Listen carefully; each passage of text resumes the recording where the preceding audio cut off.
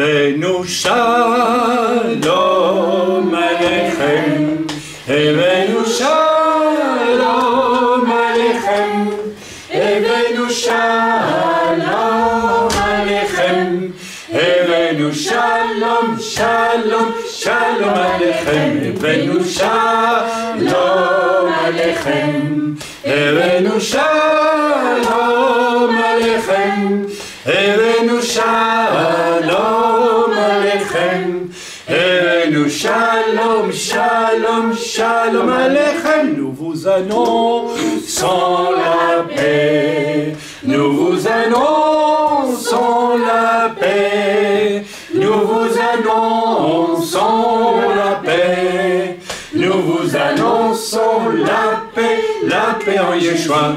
Benu Shalom Aleichem, Benu Shalom Aleichem, Benu Shalom Aleichem, Benu Shalom, Shalom, Shalom Aleichem.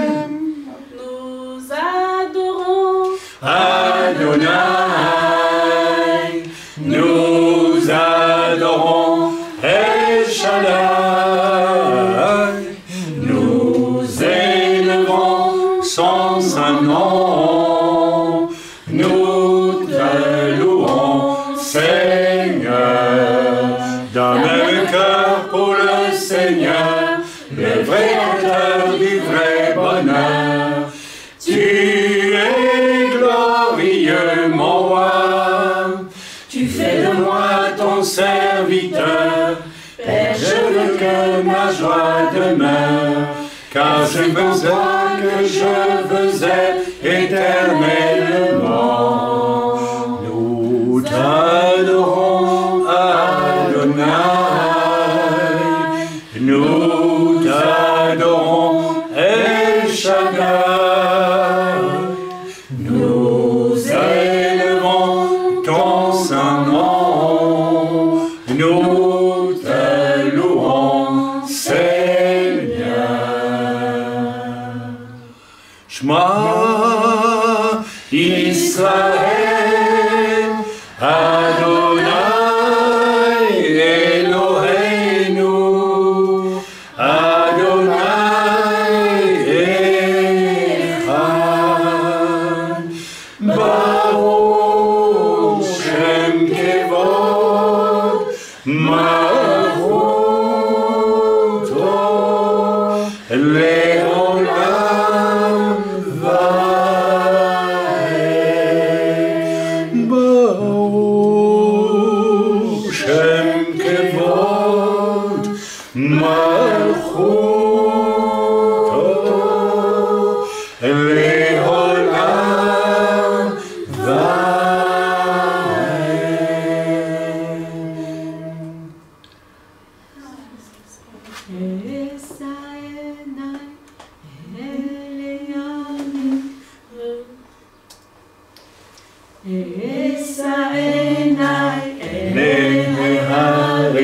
Neharim, Me'ain Yavo Esri, Esri, Neharim, Me'ain Yavo Esri, Esri, Me'im Hashem, Oseh Shamayim Va'aretz, Esri, Me'im Hashem, Oseh Shamayim Va'aretz. Éternel, nous te louons, nous te bénissons en ce Shabbat ici à Yerushalayim, de retour d'Europe, et nous te remercions, Seigneur, de toutes tes grâces, de toute la bonté, de toute l'assistance, Seigneur, que tu nous as accordé, Seigneur, pendant ces presque 2 mois en Europe, avec tous les fruits qui sont apparus, Seigneur, comme une traînée, Seigneur. Partout où nous avons pu aller, nous voulons te remercier, te bénir de cela et te louer, Éternel. Seigneur, Nous ne voulons pas être inconsidérés et oublier de te remercier. Nous te bénissons, nous te louons pour tout cela, Seigneur. Nous n'oublions pas tes bienfaits. Merci pour les âmes qui sont venues au salut en Yeshua. Merci pour ces âmes que tu as attirées à toi. Nous l'avons vu pendant ce mois et demi ou 3 quarts ou 2 mois, Seigneur, écoulé. Nous avons vu que les âmes étaient attirées à toi, venaient vers toi. Et Seigneur, c'est toi qui les attires. Et nous nous en réjouissons, nous te bénissons. Merci Seigneur de les garder tous là où ils se trouvent. Et merci pour l'œuvre que tu veux continuer. Seigneur, parce qu'il y a quelque chose de toi dans tout cela, c'est une évidence. Nous en avons été surpris, c'est quelque chose qui est venu soudain, sans que nous y attendions. Vraiment, nous avons prié pendant 3-4 ans pour cela, mais Seigneur, ce qui est arrivé est venu si soudainement que nous avons été comme surpris et nous t'en remercions, Père, dans le bon nom de Yeshua. Amen. Amen. Amen. Quelqu'un a-t-il reçu une pensée du Seigneur? On a fait une courte louange aujourd'hui, mais on est pris un peu par le temps, donc on va aller dans le message d'aujourd'hui. Bien, donc, tout d'abord, je tiens à remercier le Seigneur pour tout ce qu'il a fait pendant ces 2 mois écoulés. C'est la première chose qu'il faut considérer. Et puis, je n'ai jamais éprouvé de cette façon à quel point, comme le Seigneur le faisait lui-même, Yeshua le faisait, il y avait des temps où il s'arrêtait l'exercice ministère et puis il devait prendre du repos. Il devait prendre du repos et surtout prendre du temps dans la prière pour retrouver, parce qu'il allait être confronté lui aussi à ce quoi nous venons d'être confrontés. Alors, vous avez tous su que j'étais vraiment arrivé ici en Israël. Enfin, dès qu'on revient de toute façon ici en Israël, on ressent toujours une pression terrible. Bon, c'est spirituel, parce que je ne crois pas que le message qui est le nôtre soit aimé par tout le monde, par la force des choses. C'est tellement un message combattu. Alors le combat n'est pas tellement dans la chair, mais est dans l'invisible, dans l'esprit. Et donc pendant plusieurs jours, j'étais dans un état d'épuisement terrible que, pensais-je, il fallait attribuer à cette espèce de non-stop qu'on a vécu avec Elisheva pendant presque 2 mois quand même. Et à mon âge, c'est quelque chose, c'est quand même un petit exploit, entre guillemets. Hein. Et bien en fait, il y avait autre chose. Donc merci parce que tout le monde a prié. Et ça a fait l'objet de quelque chose qui a attiré mon attention. J'ai reçu plein de beaux versets que l'on m'a envoyés. Mais ma situation ne changeait pas pour autant.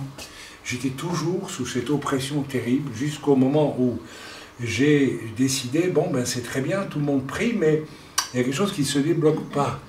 Alors j'ai interrogé le Seigneur, et Elisheva et moi, nous avons reçu la même chose tout de suite, c'est que nous étions très mal reçus dans le monde spirituel en revenant ici, et qu'on voulait nous détruire, littéralement. Alors c'est pas nouveau, ça, on le sait. Mais, donc, alors c'est extraordinaire, je voulais vous donner ce témoignage. J'ai dit, ok, j'ai compris d'où ça vient, j'ai prié, et instantanément, hein, tu l'as senti aussi, Elisheva, on a senti que cette oppression je vais employer une expression un peu bizarre, se déconfiturait, se défaisait comme ça, et voilà, donc, c'était donc spirituel. Mais ça m'a aussi, ça m'a permis de réfléchir, parce que je me suis dit, mais les gens prient, et pourtant il ne se passe rien. Et l'on m'envoie, c'est gentil, hein, et on a prié, toutes sortes de versets. Je me suis dit, je me demande jusqu'à quel point certains ne sont pas retombés dans leur manière de prier dans une espèce de facilité.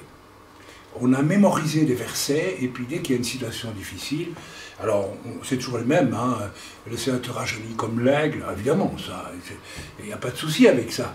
Mais moi j'ai dû constater que tous ces versets reçus n'ont rien changé, les prières n'ont rien changé à la situation. Donc c'est là que j'ai réalisé qu'il manquait chez plusieurs dans l'œuvre, beaucoup peut-être, ou bien ça a été oublié, cette dimension de l'intercession qui est puissante et qui va jusqu'à s'identifier à la personne pour qui on prie, parce qu'on l'aime.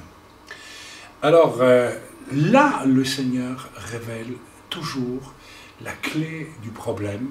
Et votre intercession devient un combat, n'est-ce pas, spirituel qui porte du fruit. Autrement, il n'y a pas de fruit.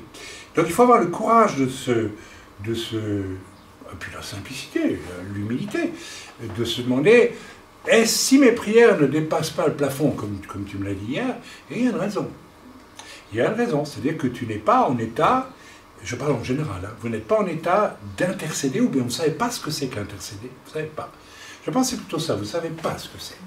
Donc jeudi, il y aura une étude biblique, je vais parler de la prière, parce que je pense que c'est quand même quelque chose de très, très, très important. D'autant plus que certains dans l'œuvre ont connu cela. Il faut bien dire, quand nous étions présents, il faut le dire, hein, mais on dirait qu'il y a une espèce de retour vers quelque chose de, où on exerce beaucoup de bons sentiments, mais vous savez, les bons sentiments, ce n'est pas ça qui est un combustible dans la prière. Ce n'est pas les bons... Il y a une différence entre l'amour qui fait que je m'identifie à quelqu'un.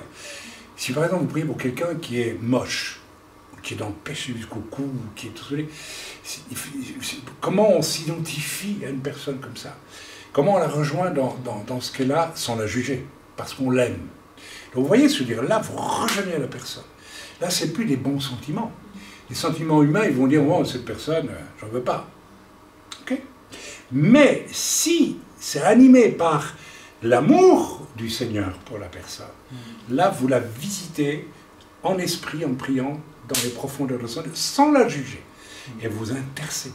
Et là vous êtes un envoyé littéralement de Jésus, de Christ, de Machar, pour visiter les profondeurs de l'âme de la personne.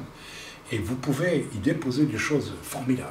Voilà, je ne vais pas développer plus, puisque ce n'est pas le sujet du message, mais je voudrais en tout cas vous exhorter à réfléchir à cette dimension de l'intercession. Autrement, les prières, vous savez, ça ne servent à rien. Moi, je dis franchement, bon, peut-être ne servent pas complètement à rien, mais il faut passer, il faut crever l'écran, il faut crever le plafond avec la prière. Autrement, on va vite vers du sentimentalisme, et puis on plaque 2-3 versets, et on croit qu'on a prié. En fait, on n'a pas prié. On a juste... voilà, ok. Donc attention à ça, j'en ai parlé hier avec les anciens, hein, donc il va y avoir une sérieuse réflexion. Et puis, d'ailleurs, je vais proposer ce jeudi un exercice de prière d'intercession pour une personne en grande souffrance, en grande difficulté, un serviteur de Dieu, en Suisse. Et ça m'a dit, ben, je connais sa situation, qui est simplement le fruit d'une attaque démoniaque, de puissances qui veulent détruire son œuvre. Ça existe, mes amis. Et bien sûr que ça existe, et on en sait quelque chose. Mais nous allons prier pour ce frère. Mais vous n'allez pas prier comme ça, Seigneur, guéris le frère, etc., etc. Et puis on lui envoie un verset, le Seigneur, je ne sais pas, moi, te renouvelle comme l'aigle, etc. Et lui, il sera toujours dans son problème, et puis il ne sera pas un aigle. Donc il faut arrêter un petit peu voilà, vous avez compris ce que je veux dire. Donc on va prendre ce sujet-là tous en main, je vais vous proposer, dans l'œuvre. Hein. Je ne le ferai pas sur Internet, ça, je ne le ferai pas, mais dans l'œuvre, nous allons avoir un bel exercice à faire. Et pour une fois, on va un petit peu... on va aussi faire quelque chose d'important, on va sortir de nous-mêmes, on va un peu s'occuper de ceux qui sont à l'extérieur de nous. C'est peut-être pour ça aussi que la prière est faible quelquefois, c'est quand on finit toujours par prier pour soi, ou pour le cercle fermé de ses amitiés, ou même de son pasteur, que sais-je. C'est très bien tout ça. Mais voyez, il peut y avoir une espèce d'attiédissement, et il est bien que Dieu nous donne des sujets de prière qui ne nous concernent pas, mais qui concernent l'autre. Le corps souffre ailleurs. Donc on va faire cet exercice. Bien, donc ça c'était une petite annonce. Deuxième annonce, donc je suis absolument émerveillé. Vous savez que ma famille a souffert durant les 2 guerres mondiales de la violence jusqu'au meurtre. Moi, la grand-mère a été assassinée dans son village. Mon grand-père a assisté en 1914 au massacre de 300 hommes le long de la Sambre à Tamine. Il a échappé de justesse avec les femmes, les enfants brûlés dans les caves Et dans l'église, s'il vous plaît, il n'y a pas eu Coradour-sur-Glane, hein, ça s'est déjà passé en 14. Bref, d'autres personnes tuées à coups de baïonnette dans un fossé en 14, un cousin de... Ah, nous avons connu tout cela, et pour une raison qui est l'histoire de ma famille, je suis né en Allemagne, et enfant, on ne m'a pas raconté tout cela. Et même ma mère m'a confié récemment que ça m'a beaucoup réjoui. Elle m'a dit, malgré tout cela, ma mère nous disait, ne haïssez pas les Allemands. Ben, je trouve ça, c'était beau. On a tué sa mère devant elle en 14. Elle avait 20 ans. Boum, à 1 an, avec un revolver, elle a assassiné. Elle sortait dans la rue. L'homme était ivre sans doute, mais bon, ça n'excuse rien. Alors, c'est assez extraordinaire parce que je crois que j'ai un appel particulier, dans le sens où je suis né en Allemagne. Alors un enfant, on ne lui raconte pas toutes ces choses-là. Et moi, j'ai découvert une Allemagne que j'ai aimée, oui, après-guerre, parce que j'ai découvert des gens francs, directs, droits. Et finalement, il est en train de se passer quelque chose que je trouve extraordinaire en ce moment. Vous avez lu ça aussi. Alors, les Allemands sont des gens qui peuvent être extrêmement brutaux, parce qu'il y a une espèce de franchise, même dans le mal, qui est terrible. On a vu le résultat avec la Shoah. C'est évident que c'est une abomination absolue, mais à tout défaut peut correspondre une qualité qu'on peut exploiter. Et j'ai reçu d'ailleurs un email ce matin d'un jeune Africain qui m'a dit « Frère, vous avez raison, j'ai travaillé pendant 2 ans en Allemagne et j'ai apprécié les Allemands pour leur franchise, leur droiture. S'ils vous aiment, ils vous le disent en face. S'ils vous aiment pas, ils vous le disent aussi en face. » Alors, il faut aimer tout le monde, hein, mais enfin, oui, il faut. Mais bon, il va vous dire par là qu'il y a quelque chose de net et de vrai. Autant dans l'horreur, c'est terrifiant. Et puis voilà que j'ai appris hier une chose extraordinaire, moi, qui m'a touché beaucoup.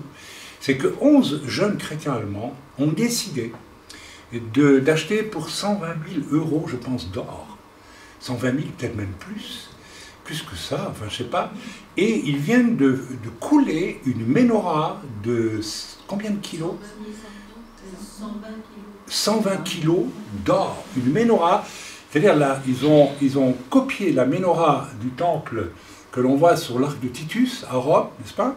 Qui est une reproduction de la vraie menorah, et ils l'ont reproduite en or massif. Et ils ont décidé, je trouve le geste extraordinaire de la part d'Allemands en plus, de faire voyager cette menorah depuis l'Allemagne jusqu'à Rome, là où la menorah du temple, lors de la destruction du temple en 70, est arrivée. Et probablement qu'elle a été fondue d'ailleurs, et puis l'or a été récupéré, ou alors elle est cachée quelque part, on ne sait pas. Et ils veulent, et alors ils amènent, je crois, en bateau, la menorah vers Haïfa, chez nous. Et ils font ça à l'époque, alors c'est très intéressant, entre Yom HaShoah et Yom Ha'atzmaut.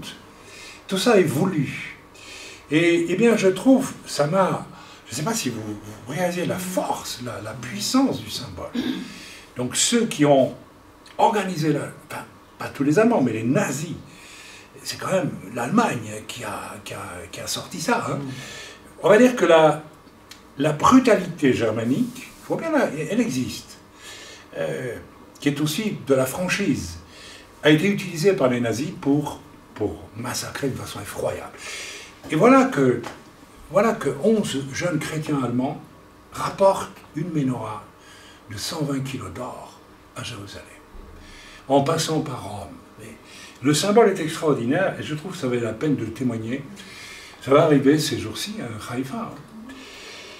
Je trouve le symbole extraordinaire parce que, alors, c'est pas l'or, bien sûr, c'est le symbole qui est très fort. Je viens te rendre, ô Israël, ce qui t'appartient. Moi, fils d'Allemand ou petit-fils, peut-être même de nazis, allez savoir, ou de soldats qui a massacré, on ne sait pas. Je viens te dire, voilà, je te rends justice, voilà, c'est extraordinaire, je trouve ça extraordinaire. Et ça m'a fait penser à ce verset qui m'a toujours travaillé beaucoup profondément, qu'un jour les nations viendraient apporter leur trésor à Israël. en fait, viendront payer leurs dettes d'une certaine façon. Alors je ne crois pas que ces 120 kilos d'or payent toute la dette que les Allemands doivent aux Juifs, non, bien sûr. Mais il y a un signe très fort à travers ça. Et je suis réjoui, quelque part. Alors, je bénis le Seigneur parce que je suis toujours un peu embarrassé de dire, je ne suis pas allemand, mais je suis né en Allemagne, et j'apprécie certaines choses chez nos amis allemands. J'aime leur franchise, j'aime leur courage, parce qu'il y a un courage là, il y a un courage qu'on ne peut pas... Autant, il y a eu un courage atroce à un moment donné, parce qu'il fallait le faire, c'est horrible, mais vous comprenez ce que je veux dire par courage? Je n'encense pas ce courage-là. Mais voici qu'un autre courage apparaît qui est extraordinaire. Et je trouve ça très beau. Et je bénis le Seigneur parce que je crois que c'est quelque chose qui va permettre un jour à des Juifs et des Allemands de se regarder en face et de se dire shalom, en paix. C'est magnifique. Moi, ça me touche beaucoup. Des Allemands qui ont assassiné des gens dans ma famille. Mais j'aime les Allemands. Je ne veux pas me résoudre à haïr, n'est-ce pas, ces gens? C'est pas possible. Et je pense que vient un temps où Yeshua sera, le Messie sera là, et il va réconcilier les peuples d'une façon extraordinaire. Alors, vous savez, il y a un avis qui est lancé à tous les peuples à travers ça. Hein. Et les Français, au lieu de laisser votre ex-ambassadeur Haro dire n'importe quoi, et laisser exuder ce vieil antisémitisme catho de la France profonde, ben écoutez, il faudrait se lever et faire quelque chose, hein. Mais quelque chose de concret. Vous voyez, cette menorah de 120 kilos d'or qui fait ce voyage depuis l'Allemagne vers Rome et qui arrive en bateau à Haïfa, c'est un geste d'une force. Vous voyez, c'est autre chose que venir avec des drapeaux d'Israël et dire Israël on t'aime. Je ne dis pas que c'est pas bien de faire ça, mais c'est petit quand même. Je suis désolé, c'est petit. Alors prions pour que parce qu'un geste comme celui-là, il a une force spirituelle considérable.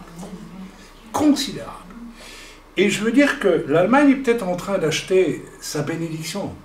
En tout cas, ces 11 jeunes gens-là font partie de l'Allemagne qui sera bénie par le Seigneur à son retour. Alors, voilà, je vous encourage. Alors, bon, peut-être que tous les peuples devraient faire une menorah de 120 kilos d'or, j'en sais rien. Mais ça ferait beaucoup d'or. Hein. Mais c'est pas l'or qui compte, hein, on est bien d'accord. Mais l'or, c'est quand même aussi une image de quelque chose de sain et de pur. Ok, donc voilà, c'est les deux choses qui m'ont beaucoup frappé. Donc merci pour tous ceux qui ont prié pour moi.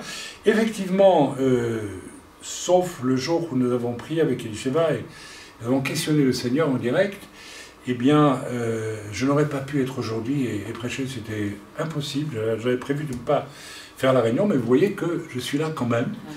Et donc, on va un peu réfléchir sur qu'est-ce que c'est que l'intercession. Parce que vous savez, si on ne franchit pas ce cap, bon, on perd son temps. Hein. C'est la même chose pour beaucoup de choses. Si nous voulons voir des âmes venir au salut, il faut intercéder. Il faut rejoindre ces âmes dans ce qu'elles sont. Et pas juste des versets bibliques dans la prière, comme ça de manière générale. Il faut aller... Alors peut-être aussi qu'il faut apprendre à accepter... Il faut accepter aussi l'idée que c'est Dieu qui va décider de qui et pourquoi on doit intercéder. Là, en fait, ça c'est la première chose à faire. Et à partir du moment où Dieu désigne des cibles, il faut aussi tenir. Hein. Alors, je ne sais pas ici, si en notre absence, vous avez continué à prier pour les 30 personnes qui sont sur notre listing. Vous l'avez fait? Oui, mais vous l'avez fait vraiment? Il n'y a pas de réponse. Les gens qui répondent rien, là, donc ils n'ont rien fait. Mais répondez! Pas les 30, non. Ah ben voilà. Vous voyez, donc là aussi, il y a quelque chose qu'il faut creuser. On ne doit pas espérer, bon, on en reparlera, ça, entre nous. Donc, s'il vous plaît, attention à ces choses-là, parce que quand Dieu dépose des projets, il ne faut pas les laisser tomber. Hein. Vous savez, c'est grave. J'écoutais ce matin, c'était mis sur CD, ma première prédication en Afrique, au Cameroun, il y a 30 ans maintenant, où j'ai découvert, avec beaucoup de surprises, que déjà, je parlais de la formation en marchant. En fait, je me rends compte que les grands thèmes de ma prédication étaient déjà présents il y a 30 ans. C'est curieux, hein, il y avait vraiment une espèce de continuité. Alors ça s'est enrichi, ça a varié, mais voilà. Donc, je me suis réécouté à 30 ans de distance prêcher un message solennel dans une église n'est-ce pas, dans un village au Cameroun, et on voit ce que les gens sont à l'écoute, eh bien, que Samuel n'a pas laissé tomber au sol la parole quand il a entendu Dieu lui parler.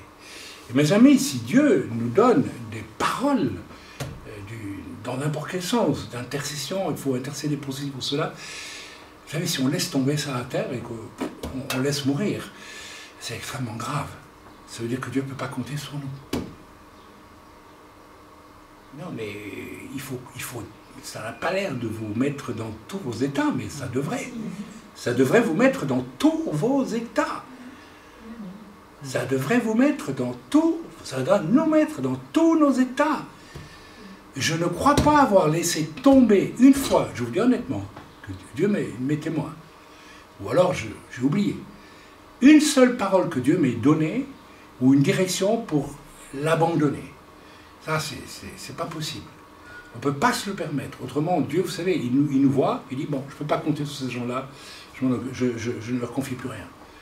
Alors après, vous avez tant et tant de chrétiens qui errent à gauche et à droite, et qui se demandent ce qu'ils font, ce qu'ils sont appelés à faire.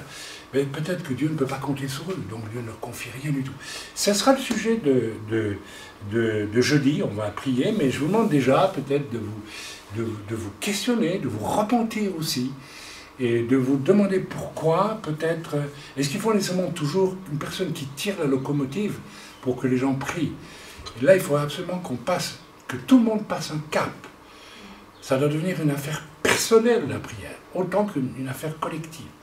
Et je crains malheureusement que beaucoup de gens, même chez nous, n'est-ce pas, attendent qu'il y ait un ancien qui tire la locomotive, et on tombe donc dans cette chose que j'ai vue dans des centaines d'églises quand j'étais en ministère itinérant, hein, où finalement un pasteur s'épuise et les gens sont à la remorque. Et finalement, quand tout est épuisé, l'église meurt, quoi. Elle disparaît. Mes amis, l'église, c'est vous. C'est pas les serviteurs et vous qui êtes tirés par les serviteurs. C'est vous. C'est votre responsabilité. Si vous n'avez pas cela dans votre cœur, c'est dommage. Donc, vous aurez aussi des comptes à rendre devant Dieu pour ça. Il ne faut jamais oublier ça. Hein. Si vous n'en faites pas une affaire personnelle, ce matin, j'étais fatigué, mais j'ai dit non, je vais mettre de côté tout et je vais particulièrement prendre un temps de prière. Et je l'ai fait. C'est pas difficile. C'est pas difficile. Je m'assieds tout seul et hop là, je pars. Et puis j'étais vraiment... Si vous ne le faites pas, si vous attendez juste la réunion de prière pour prier, vous allez mourir. Vous mourrez. C'est pas possible. Je dirais même que c'est une hypocrisie. C'est une hypocrisie, finalement, comme ça. Donc, à nous de voir où nous en sommes. Ok. Donc, merci Seigneur pour ce signe génial, extraordinaire, puissant, que c'est... Alors, où croyez-vous que ces 11 chrétiens allemands sont allés trouver leur idée de fondre une nouvelle menorah? Et puis il fallait acheter l'or, hein. Je ne sais pas comment ils ont fait. Je ne crois pas qu'ils ont cambriolé la Deutsche Bank, hein. Je n'ai pas l'impression. Mais mes amis, vous savez, où ils sont allés trouver où ça? Dans l'intercession. Ils ont intercédé pour Israël. Et ils sont allés au fond, et Dieu leur a dit, écoutez, faites ceci. C'est un projet fou, vous savez, ils sont 11. Ils ont acheté 120 kilos d'or, et puis il a fallu le fondre, je ne sais pas s'il y avait parmi eux un sculpteur, je ne sais rien. Mais c'est un projet, alors aujourd'hui c'est formidable, mais pour y arriver, d'abord il fallait recevoir ça du Seigneur et le faire. Ok, alors voilà ce qu'est l'intercession. L'intercession, c'est pas seulement prier pour quelqu'un, c'est aussi prier pour Israël. Je me rappelle Rainer Bonke qui priait pour l'Afrique, qui voulait un réveil en Afrique, etc. Il vivait en Afrique à l'époque, et un jour Dieu lui a dit, eh bien commence par prier pour Israël. Elle était surprise. Alors il a commencé par prier pour Israël, de la façon dont l'Esprit l'y a conduit, et il a connu son ministère de grand évangéliste en Afrique. Donc, ça doit être pour tout la même chose. Si vous n'avez pas une vie de prière personnelle, si vous êtes comme des élèves d'une classe de 3e primaire qui écoutent ce que le maître raconte et qui font juste leur devoir, vous n'irez jamais nulle part. Vous serez éternellement des... je ne sais pas quoi. Donc il faut, j'exagère un petit peu là, hein, mais j'aimerais que vous passiez ce cap tous, de devenir des intercesseurs seul déjà devant Dieu et d'animer cela le plus possible. C'est un appel aussi pour tous ceux qui viennent d'accepter le Seigneur, n'est-ce pas, en France et même en Belgique, puisque nous avons eu une quinzaine de conversions dans une église et puis toute une série de jolies, de belles conversions l'une après l'autre en France. Eh bien, je vous exhorte tous, s'il vous plaît, commencez à prier. Et vous allez me dire que c'est difficile, mais oui, c'est difficile au début. Alors, comment on fait pour commencer à prier? Eh bien, on commence à prier. Voilà, c'est tout. Et puis, voilà, c'est comme un enfant qui doit apprendre à marcher, c'est difficile, et puis un jour, ben, il se lève et il y va, il marche. Alors, n'attendez pas un cours sur la prière pour apprendre à prier, ça ne sert à rien du tout. Ce qu'il vous faut, c'est avoir de l'amour pour le Seigneur. Bon, je ne sais pas comment on prie, jeune converti, mais je me mets à genoux. Moi, j'ai fait ça, la première fois où j'ai prié, c'était pour mon père, je me souviens. La première intercession que j'ai vécue. Où mon père mon père dans les cieux m'a montré comment prier pour mon père. Et il y a eu un miracle avec mon père. Ok, mais c'est la première fois que j'ai prié. J'étais un jeune, pour quelqu'un. J'étais tout jeune converti. Tout jeune. Amen. Donc, d'ailleurs, je me souviens, j'étais à genoux et puis je pleurais, je priais pour mon papa. Et le facteur est entré à ce moment-là derrière moi et puis il achetait les courriers à terre ou sur la table et puis il s'est enfui. Je dis, mais il y a un fou là. Il se demandait ce qui arrivait, il croyait que j'avais faisais une crise, je ne sais pas quoi. Non, je priais. Alors, oui, c'était amusant. Bien, on va aller dans la parole de Dieu aujourd'hui. Donc attention à la prière, mes amis, et s'il vous plaît, nous avons des jeunes âmes qui se sont approchées du Seigneur, que Dieu a attiré à eux. Et c'est le moment d'apprendre à prier pour eux aussi. Et pas avec juste des petits types et quelques versets que vous lancez comme ça. C'est pas possible. Il y a des nouveaux convertis qui ont besoin de délivrance, mes amis. Oui, je dis bien. Ils ont besoin que certaines chaînes tombent de leur vie. Ils ont besoin de beaucoup de choses. Vous savez. Alors, est-ce que c'est uniquement le serviteur de Dieu qui doit prier pour eux, ou bien c'est tout le monde, individuellement, qui doit commencer à les prendre en charge et prier pour eux? Mais pas juste une prière comme ça y est, j'ai prié, puis c'est bon. Non, la véritable intercession. En d'autres mots, est-ce que vous aimez ces gens? Est-ce que nous les aimons? Oui, vous dites que oui. Mais ok, mais aimer, c'est se mouiller la chemise pour aller les trouver, n'est-ce pas, dans le secret de la prière, là où ils sont, et savoir prier comme il faut prier. Amen. Ok, donc je vous invite vraiment à le faire. Allez, on y va dans le message. Luc 18, nous allons lire deux phases de Luc 18. La première en 9, verset 9, pardon, jusqu'au verset 14. Et puis dans une deuxième partie, nous lirons du verset 18 au verset 27, pardon. Ok, on va lire Luc 18, 9, 4. C'est un message simple, qui bien sûr est tout à fait intéressant pour des nouveaux, des jeunes convertis. J'en ai tout à fait conscience, mais Dieu m'a dit de construire ce message, de le prêcher, donc je le prêche. Mais ça n'empêche que ça peut vous être utile aussi. Amen. D'ailleurs, oui, ça peut être très utile. On peut voir qu'un des obstacles à l'intercession, c'est l'orgueil, par exemple. L'orgueil. Dieu résiste aux orgueilleux. Si vous voulez rentrer dans le secret des cœurs avec le Seigneur pour intercéder, il faut vraiment qu'il n'y ait pas une once d'orgueil dans votre vie. Il faut une humilité réelle. Pas une humilité de façade et religieuse, mais une vraie humilité. Okay? Autrement, le Seigneur ne peut pas... En fait, vous êtes identifié, vous devez donner identifié au cœur de Dieu pour prier pour les gens, pour les rejoindre. Oui, ça va jusque-là. Ben oui, absolument. Ok. On va lire ensemble. Donc Luc 18, du verset 9 au verset 14. Il dit encore cette parabole. Donc Yeshua, en vue de certaines personnes, se persuadant qu'elles étaient justes et ne faisant aucun cas des autres. J'ai tout de suite envie de dire, c'est le genre de personne qui, si elle prie, non seulement ça ne dépasse pas le plafond, mais ça ne décolle même pas du sol. Si tant est que la personne prie à genoux avec le sol. Donc, on va lire. 2 hommes montèrent au temple pour prier. Pour prier. Un texte, oui, c'est pour prier. L'un était pharisien et l'autre publicain. Donc ici, on va avoir deux exemples de gens qui vont prier. Et on aura tout de suite deux exemples de gens dont Dieu va écouter la prière ou bien ne va pas écouter la prière. Amen. À cause du soleil. Bien, donc on continue la lecture. L'un était pharisien et l'autre publicain. Les pharisiens, c'était les caïds religieux de l'époque. Je caricature à peine, hein. C'était vraiment les... Au fond, c'est les ancêtres de beaucoup d'ultra-orthodoxes aujourd'hui. Les publicains, c'était, allez, on va dire un peu l'équivalent des juifs libéraux, tels qu'on les voit aux États-Unis. Vous voyez ? Ah. Alors, oui, on est tolérant aussi avec certaines choses, enfin voilà. Bref. Le pharisien debout priait ainsi en lui-même. « Ô Dieu, je te rends grâce que je ne suis pas comme le reste des hommes. » Oh là là, quelle opinion de soi. Ah oui, mais c'est plus fréquent qu'on ne croit.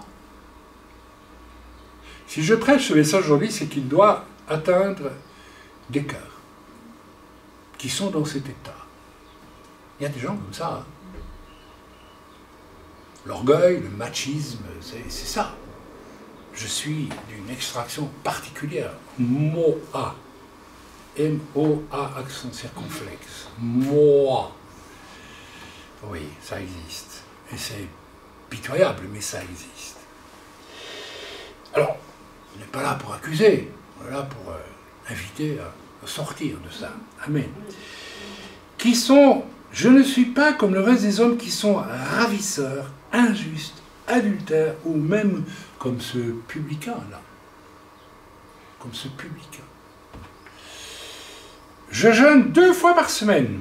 Ah, c'est très bien ça, continue. Je donne la dîme de tous mes revenus. Oh, quel bon, j'allais dire chrétien, pardon, quel bon juif, pas vraiment messianique encore, mais bon, voilà. Le publicain, voilà, je donne la dîme de tous mes revenus. Le publicain, se tenant à distance, n'osait même pas lever les yeux au ciel. Mais il se frappait la poitrine en disant, « Oh Dieu, sois apaisé envers moi qui suis un pécheur. » Je vous le dis, celui-ci descendit dans sa maison justifié plutôt que l'autre, car quiconque s'élève sera abaissé, et celui qui s'abaisse sera élevé. Alors il y a, c'est tellement évident, c'est tellement flagrant, pardon, un des obstacles et sans doute un des pires à une saine relation avec Dieu, notamment pour prier, puisque les deux hommes montent au temple pour prier, c'est l'orgueil. L'orgueil qui me saoule, me donne une idée absolument supérieure de moi-même. Et je ne vais pas rentrer dans les détails, mais nous savons tous ce que ça peut être. Par exemple, lorsque nous avons un petit frottement dans le couple, hein, et puis que, voilà, on ne veut pas se réconcilier tout de suite. Ça s'appelle de l'orgueil. Ah bah oui, c'est comme ça. Il y a là. Alors il y a l'orgueil. Il ne faut pas regarder XYZ pour autant. Au moins, ça prouve que ça te concerne peut-être. Ah bon, il le dit franchement devant tout le monde, c'est très bien. Eh bien, sois béni, donc, voilà, ça t'a déjà fait un grand progrès. Alors, hein, ton orgueil est déjà en train de... Ah oui, effectivement, oui, je me rappelle ici, voilà, ben, enfin bref. Hein, ne pas savoir reconnaître ses torts, c'est de l'orgueil, mes amis. Hein. Cacher la réalité de sa vie à autrui, c'est de l'orgueil. Quand on sait qu'autrui sait et qu'on fait semblant qu'il ne sait pas, ça s'appelle de l'orgueil. N'est-ce pas? Alors, voilà. Personnellement, nous avons appris, ma femme et moi, à être toujours transparents l'un avec l'autre. Je ne dis pas que pas de temps en temps une pointe d'orgueil qui est encore chez nous, hein, c'est évident. Mais, enfin, bon, voilà, il y a les gros sabots de l'orgueil et puis il y a les savates plus légères. On dira, donc, ça va déjà mieux avec des savates légères, mais voilà. Ok, un des obstacles, je l'ai dit, est sans doute un des pires à une saine relation avec Dieu, pour prier par exemple, c'est l'orgueil. Et ici, bien sûr, l'orgueil qui se manifeste par une très haute opinion de soi. Ça en est répugnant. Franchement, quand on lit ça, on est dégoûté. On se dit, mais est-ce que ça peut me concerner? Oui, ça peut me concerner. Vous savez, j'ai vu cet orgueil, même parmi les croyants. C'est le fruit de beaucoup de conflits et de disputes entre croyants. Hein. Quand certaines personnes disent « Ah, mais vous n'êtes pas baptisés du Saint-Esprit, donc vous n'êtes pas vraiment sauvés. » J'ai entendu des choses, des bêtises comme celle-là. C'est de l'orgueil spirituel, on appelle ça l'orgueil spirituel. L'arrogance.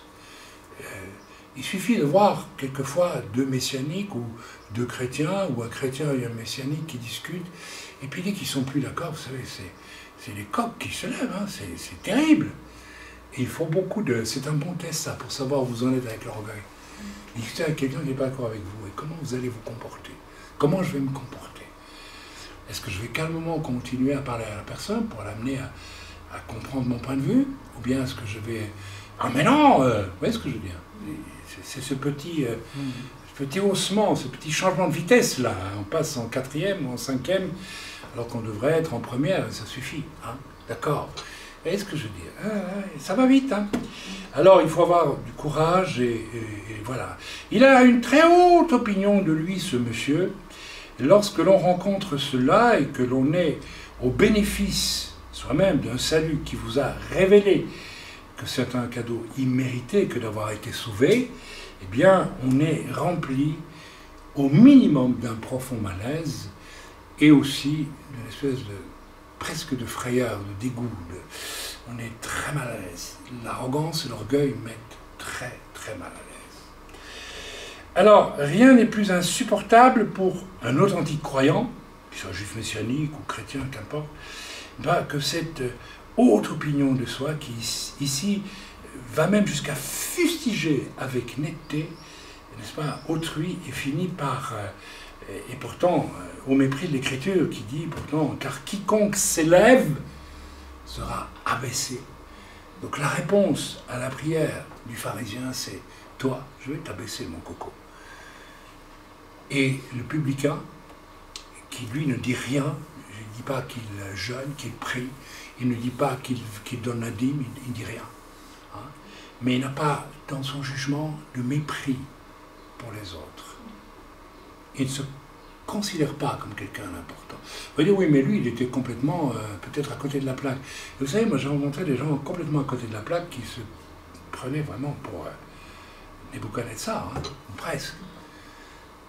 Il y a des croyants qui souffrent de cette lèpre toute leur vie et qui n'en démordent jamais. Je l'ai vu, je l'ai rencontré. Ça fait très peur. On se dit, mais ça va s'arrêter où? Quand est-ce qu'ils vont comprendre? Alors, quiconque s'élève sera abaissé, mais cela signifie aussi, au verset 14, disons, je vous le dis, celui qui descend de sa maison justifié plutôt que l'autre, car quiconque s'élève sera abaissé, celui qui s'abaisse sera élevé. Cela signifie aussi, n'est-ce pas, que pour l'un, n'est-ce pas, la fenêtre dans la prière est ouverte, pour l'autre, elle est fermée. C'est-à-dire que le pharisien, il a beau prier, Dieu n'écoute même pas ses prières. Même pas. Il le vomit. Et il a la chance que Dieu ne lui descende pas sur le paletot pour lui mettre une paire de claques, mais Dieu ne fait pas cela, bien sûr. Mais la façon dont Dieu nous rejette nos prières, même parfois, c'est que on n'entend rien, on n'entend pas la voix de Dieu. Vous savez, quelquefois, les gens disent, mais moi, je n'entends pas la voix de Dieu. Mais peut-être que tu as fermé toi-même la fenêtre, la porte. Ou bien je tourne toujours en rond, je n'avance pas, je ne sais pas pourquoi prier. C'est que peut-être Dieu t'a fermé la fenêtre, la porte, à cause de ton orgueil, de ta fierté. Et c'est le cas, je peux vous dire, très franchement, je dois le dire, que toute personne qui peut se plaindre de ne pas entendre la voix de Dieu, c'est une personne qui a un problème avec Dieu. Et ce n'est pas Dieu qui a un problème avec elle. C'est vous qui avez un problème avec Dieu dans ce cas-là. Il y a quelque chose. Alors examinez votre vie, examinez quand, par exemple, vous péchez, avec quelle facilité vous vous humiliez devant Dieu, ou bien avec quelle facilité vous faites tout pour ne pas vous humilier devant Dieu. Vous fouillez vos responsabilités, vous fouillez la vérité. Ça existe. Ah, ça prouve que vous êtes orgueilleux. Eh bien, Dieu vous fermera la fenêtre. Il ne vous parlera pas. Parce que, non, Dieu résiste aux orgueilleux et il fait grâce aux humbles. Ceci est extrêmement important. Donc, nous devons vraiment réfléchir à ça. Okay? Est-ce que, quand je prie, est-ce que d'abord je sais pourquoi je prie? Et est-ce que mes prières sont exaucées? Le publicain, il dit l'essentiel que le pharisien aurait dû dire aussi. Je suis pécheur, point, c'est tout. Il dit la vérité. C'est tout, il ne dit rien d'autre. C'est pas ce genre de chrétien ou de messianique, je ne sais pas comment appeler, de croyant, on va le dire. Hein. Vous savez, j'en ai rencontré tellement, dès que voilà, on voit le péché, par exemple. On voit le péché. Combien de fois j'ai entendu « Ah, mais je ne voulais pas le faire. » Mais si tu voulais le faire, puisque tu l'as fait. Vous voyez? Donc cette espèce... Tout ça, c'est l'orgueil. Tout ça, c'est l'orgueil qui, en réalité, va vous fermer la porte et la fenêtre. Dieu ne va pas vous parler si vous êtes dans cet état-là. Vous n'êtes pas capable de reconnaître du cœur « Ok, j'ai péché. » Et je dirais qu'à la limite, il faut... Si on a une vraie relation de prière avec Dieu, on ne doit pas attendre qu'on vienne nous dire que tu as péché. C'est déjà beaucoup trop tard. S'il faut que ce soit quelqu'un d'autre qui vienne. La Bible dit, si tu vois ton frère qui pêche, va et reprends-le. S'il se repent, c'est très bien. S'il ne se repent pas, donc ça veut dire qu'il y a la possibilité qu'il ne se repente pas, parce qu'en réalité, il est terriblement endurci déjà. Oui, oui. Parce qu'en réalité, quand tu pêches, et tu le sais tout de suite, tu peux te repentir tout de suite toi-même. Tu n'as pas besoin, n'est-ce pas, d'autrui. Alors s'il faut que Dieu utilise quelqu'un pour aller débusquer ton péché, c'est déjà la preuve que tu es terriblement enfermé par ton orgueil dans un non-désir d'avouer ta faute, tout simplement. Attention à cette résistance, et on la voit. Et ceux qui écouteront ce message, je vous invite vraiment à être très, très attentifs à la voix du Seigneur. Quand le Seigneur n'endurcissait pas, dit l'Écriture, vos cœurs, comme du temps de Pharaon. Amen. N'endurcissez pas vos cœurs. Amen. Que vienne le temps où, je suis en train de lire un livre sur Rissoel, sur le pays de Galles, qui raconte le réveil, où les pasteurs ne prêchaient plus, mais où les gens d'eux-mêmes venaient, sortaient des bistrots, rentraient dans l'église et dans la présence de Dieu, eh bien, avouaient à haute voix, sans qu'on leur dise rien, toutes leurs fautes, en pleurant, en se repentant, en se convertissant. Vous savez, c'est ça que le Seigneur attend de nous. Autrement, comment voulez-vous que Dieu nous parle? Comment voulez-vous que Dieu se serve de nous? Si je suis... Voilà. Dieu résiste aux orgueilleux. Résiste. Ça veut dire, je ferme la fenêtre, je ne te parle pas. Je ne te confie rien. Tu deviens un bois mort parmi les bois verts. C'est pas évident, hein? Et beaucoup s'étonnent, finalement, qu'au fil des ans, il ne se passe pas grand-chose dans leur vie. C'est toi le responsable. C'est pas Dieu. Surtout pas. Surtout pas penser ça. C'est pas l'église, c'est pas le pasteur, c'est toi. C'est toi, c'est toi. C'est ton état à toi, c'est ton orgueil à toi.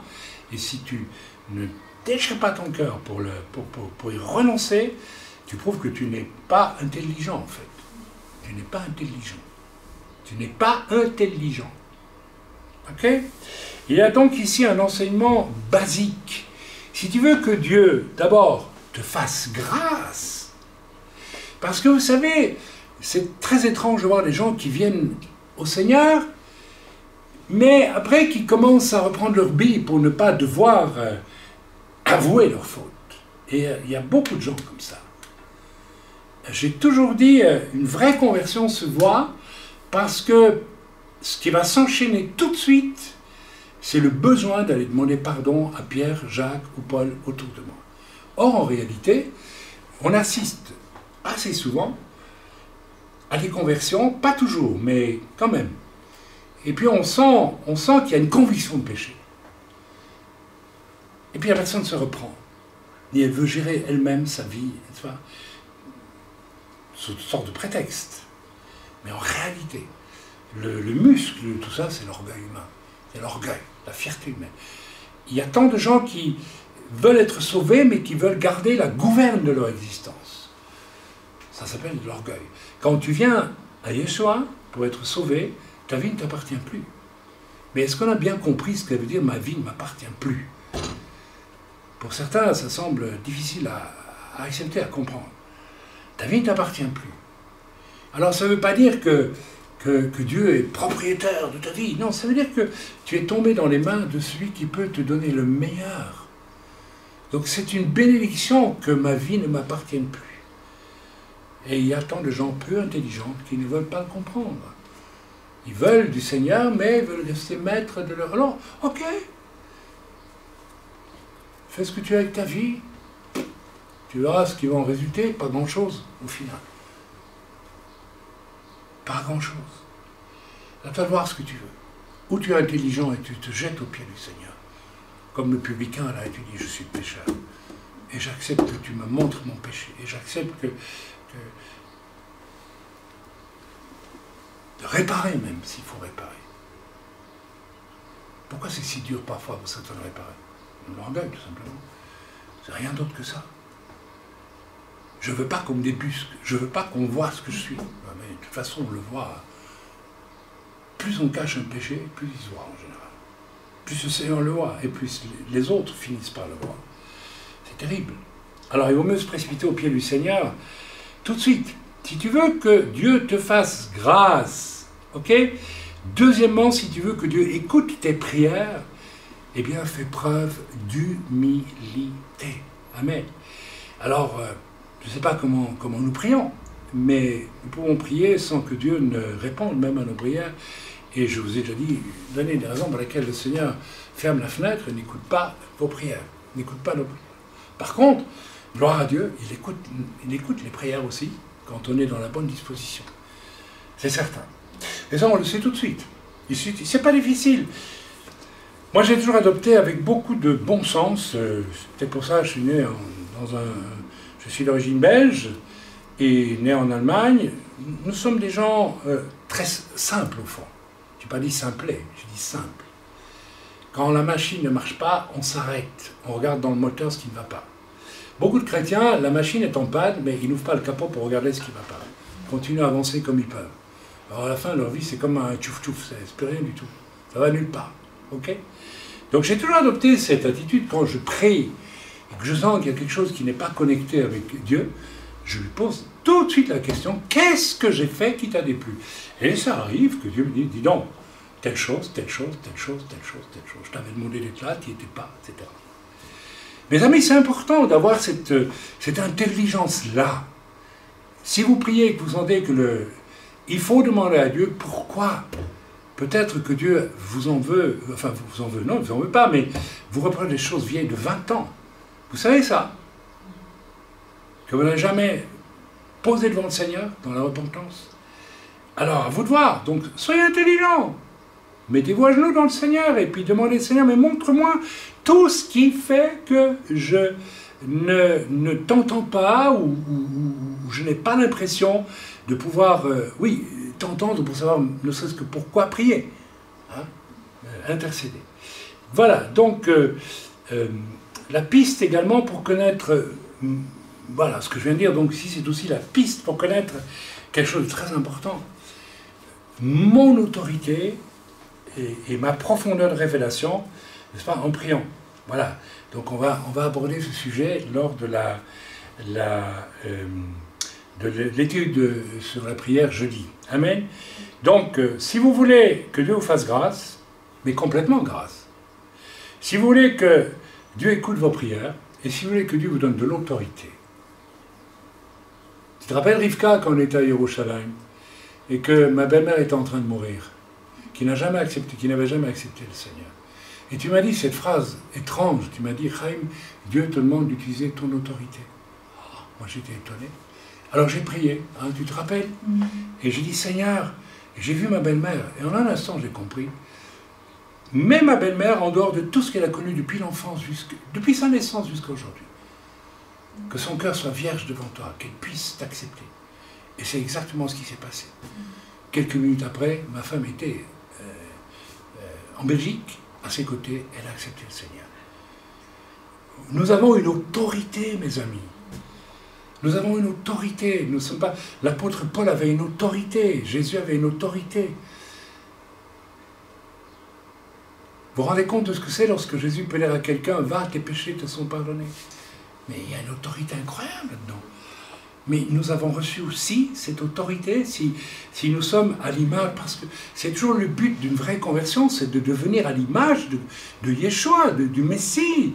C'est écrit ça, c'est dans Éphésiens 4. Dieu a donné des apôtres, des prophètes, des évangélistes, des docteurs, des pasteurs, en vue de vous mener chacun à la mesure de la stature parfaite de Christ. Alors c'est pas pour être une photocopie de Jésus, avoir l'air du petit Jésus, c'est pas ça. C'est pour vous donner une autorité aussi. Où est votre autorité? Où est notre autorité? Avez-vous de l'autorité quand vous priez? Vous n'avez pas, il faut vous poser des questions. La clé, alors on peut lire dans Éphésiens 4, on va aller dans Éphésiens 4, parce que il y a un domaine particulier, que ça m'a demandé d'aborder, celui du couple. Le couple, c'est intéressant, c'est le lieu privilégié où tout se révèle, hein, les cœurs se révèlent. La vérité des couples se révèle. Ah oui, c'est l'endroit parfait pour ça. Hein. C'est là qu'on voit, on a vu ça, la réaction de frère tantôt. C'était spontané, il l'a fait. Hein. Mais je pourrais dire la même chose.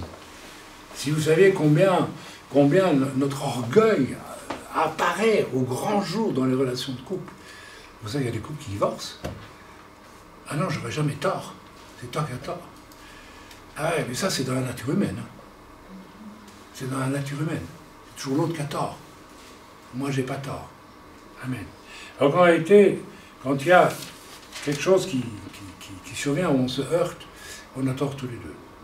On a tort tous les deux parce qu'en réalité, on devrait être humble et même demander pardon si on n'a rien fait, parce que de toute façon, on a démarré déjà un froissement avec l'autre. Alors là, évidemment, le diable dit « Non, non, non, surtout pas. C'est l'autre qui a tort, c'était pas toi. Tu bouges pas. » Non, vous n'avez jamais entendu ça dans vos cœurs quand vous avez un dispute de couple? Oh là là. C'est le lieu idéal pour que vous soyez révélés, et c'est bien comme ça. Moi, je remercie Seigneur pour le couple parce que c'est un endroit idéal de souffrance qui permet de voir à quel point je suis complètement à côté de la plaque en réalité. Alors, on va lire dans Éphésiens 4, le fameux passage qu'on connaît tous, hein, vous l'avez tous lu. Là, c'est Éphésiens 4. Ah non, c'est... non, pardon, c'était Éphésiens 6 plutôt, excusez-moi. Voilà.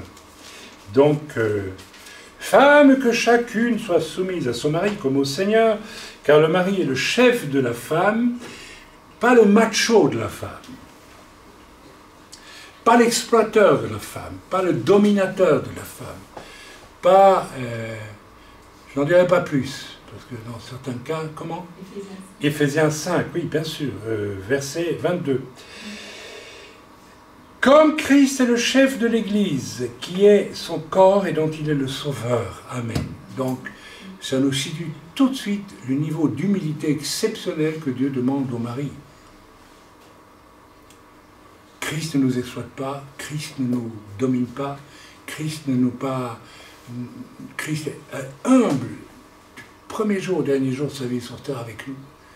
Jamais, jamais, jamais, jamais il y a de domination. Donc, il y a déjà tout un programme pour la plupart des maris. C'est qu'est-ce qui va empêcher les maris d'être bibliques? Eh bien, c'est leur orgueil, excusez-moi. Et dans certains mondes, dans certains milieux, il y a un tel orgueil masculin que la femme est considérée comme un objet. C'est terrible quand ça se voit, quand on a assisté à ça.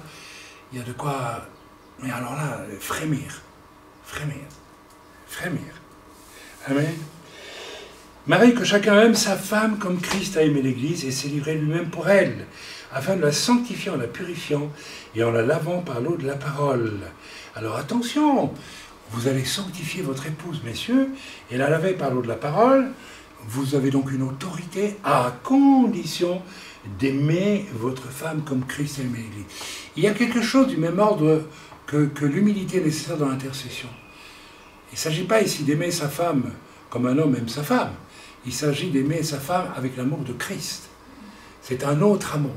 C'est ce même amour qui me permet d'intercéder, d'aller au centre de la vie de quelqu'un. C'est le même amour qui va me permettre d'aller au centre de la vie de mon épouse et de la rejoindre. Et nous avons parlé de ça dans le livre Echad avec ma femme. C'est là que la femme se sent rejointe, aimée et protégée. C'est tellement clair. Mais beaucoup de femmes, aujourd'hui, ont peur de leur mari, mais ne se sentent pas aimées ni protégées. Amen. Alors, si on est dans le cas, il faut avoir le courage de se poser des questions. On va aller maintenant dans 1 Pierre 3, verset 7, parce que c'est très important. Le rapport avec nos épouses, mes frères, est quelque chose de très important, tellement important que ça peut bloquer littéralement notre vie de prière. Alors, lisons 1 Pierre 3, verset 7. Qu'est-ce qu'il est écrit? 1 Pierre 3, verset 7. Marie, montrez à votre tour de la sagesse dans vos rapports avec votre femme. Il y aurait tant à dire. Attention, parce que l'état d'esprit orgueilleux et macho de beaucoup d'hommes interpréterait ça dans le sens où elles sont un petit peu... Non, c'est pas vrai. La sagesse ici implique toute autre chose. Toute autre chose. Et je le découvre encore à mon âge, je suis marié, très spécial, la sagesse que Dieu demande à l'homme d'avoir.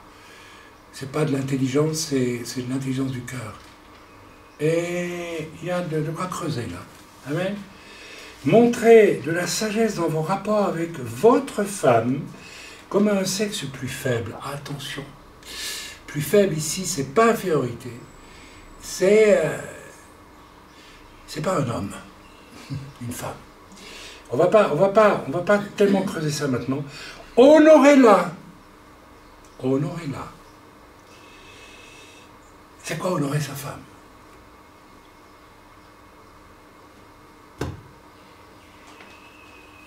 C'est savoir lui dire, non pas parce que, vous savez, je vais être franc avec vous, très franc. Vous savez, moi je suis éducation germanique, hein, je suis franc. On va pas faire des hommes qui prétendent adorer leur femme en leur disant des gentillesses, ma chérie, espèce de pauvre fille, arrête avec ça. Tu ne l'honores pas. En fait, tu la manipules parce que tu veux recevoir quelque chose d'elle. Honorer sa femme, c'est pouvoir lui dire vraiment, quand je lui dis tu es belle, ou bien je t'aime vraiment, c'est désintéressé, c'est réel, ou bien merci pour ta patience, ou merci pour tes conseils, merci pour ceci ou pour cela. Et ça s'apprend, mes amis, ça s'apprend, ça s'apprend, ça s'apprend. Et pour ça, il faut commencer par être vrai devant sa femme aussi. Le point de départ, c'est être vrai. Et pas jouer à ce qu'on n'est pas. Et créer une relation mensongère, quelque part. Alors, honorez votre là comme devant aussi hériter avec vous de la grâce de la vie. Qu'il en soit ainsi, afin que rien ne vienne faire obstacle à vos prières. Voilà. Ce qui est vrai pour le couple est vrai pour toute relation, je dirais à la fin. Hein. En fait, il faut essayer d'être en paix avec tous, si possible. Il faut essayer. Même avec les gens qui font du mal, il faut essayer quand même d'être en paix. Après, s'ils ne veulent pas, c'est leur problème. Ok? Autrement, la fenêtre se ferme.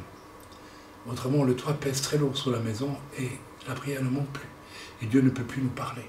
Si nous voulons vraiment une espèce de fluidité dans la relation avec Dieu, instantanée, complète, constante, il faut avoir ce désir d'amour et de paix, d'humilité en face de tous. Vous savez, une des clés pour amener les gens au Seigneur, c'est d'être humble en face d'eux. Et pas la ramener, ça y est, moi, allez, j'y vais. Non, non. Plus tu es nul, plus Dieu peut parler à travers toi. C'est ce que l'apôtre Paul disait, je ne suis pas venu avec les discours de la sagesse, mais plein de crainte et de tremblement. Il porte le Seigneur vers les gens, parce qu'il est devenu un vase brisé, je dirais intérieurement. Il n'y a plus rien, il n'y a aucune fierté à vouloir prêcher la parole de Dieu. Et là, il se passe quelque chose. Là, c'est Christ qui peut soudre de la personne et peut arriver à toucher la personne. Et c'est intéressant et presque intriguant de voir qu'il y a un moment où les gens sont attirés. Et vous dites, mais ils sont attirés par quoi? On n'a rien fait. Justement, tu n'as rien fait. Tu as laissé le Seigneur agir. Et là, il y a le miracle. là il y a la conversion. Là il y a quelque chose. Les gens ils vont être attirés, pas par vous. Vous savez, nous on est moches. Hein. Je veux qu'ils fassent de nous les gens. Mais si ils sentent que Jésus est là, alors ils vont vouloir. Pas tous, mais beaucoup. Donc, on peut en conclure que c'est nous qui empêchons très souvent les gens de se convertir et d'être sauvés. Ça vaut la peine de réfléchir. Amen. Donc, lisons en bas de page la note dans notre Bible. Voilà. Donc, la soumission est aussi la responsabilité du mari chrétien. Si en tant que chef, un mari croyant on n'est pas soumis à sa femme, il doit néanmoins se soumettre à son devoir d'amour, être sensible aux besoins, aux craintes et aux sentiments de sa femme. J'ai encore beaucoup à apprendre. C'est vrai, ma chérie? Ça va pas trop mal quand même. Non, je suis sûr, j'ai encore beaucoup à apprendre. Oui. En d'autres termes, un mari chrétien doit subordonner ses besoins, ça c'est très important, à ceux de sa femme, dans tous les domaines, y compris les plus intimes. Oui, il y a des clés là. Qu'elle soit chrétienne ou non, Pierre insistait sur le respect, la courtoisie et la considération.